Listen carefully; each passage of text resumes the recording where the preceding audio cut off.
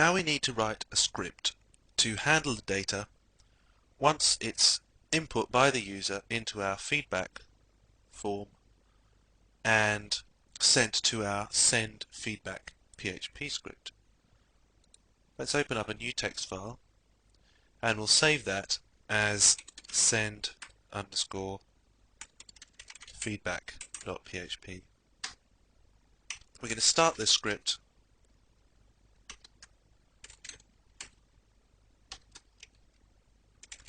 the same way as we did with the others, with a title and a header,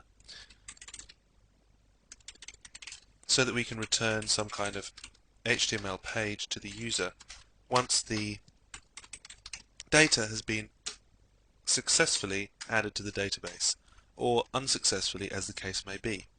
For a start, we need to check that all the data is there. Let's use a simple if statement, and this checks for empty variables. These logical not operators will say that if this field is empty, then this part of the statement will return true, and we separate each part of the expression with logical OR operators. So if any of the fields are empty, then this if condition will be carried out.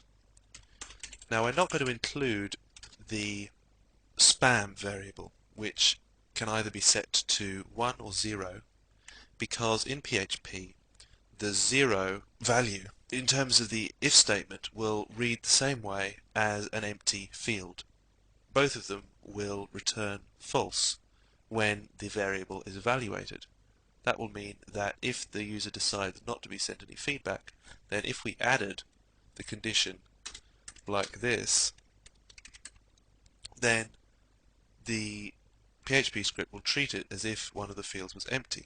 Now, luckily, we don't have to worry about the workaround for that at the moment, because our database is set up so that if the field is not delivered, then it automatically fills in a 0 value for the spam variable. We need an error message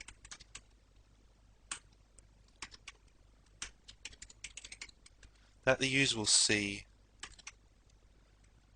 if they fail to fill in all the fields. And we can show this within our PHP script one of two ways. We need a hyperlink at the end here to send the user back to the feedback entry page so that they can try again. Now, we could echo all of this on one line or on several lines if we wanted to split it up, but another way of doing it is to simply use an closing tag here and include all this text simply outside that part of our script. So in effect we create a little kind of landlocked piece of HTML, and then we go back into our PHP script with another of our PHP tags. Now, this is a matter of personal choice, and it depends very much on what kind of text we want to echo to the browser. If it's just a couple of words, it makes much more sense to use an echo or print command. If it's several lines like this, then we might find it clearer and easier to break out of our PHP script for a moment and then go back into it.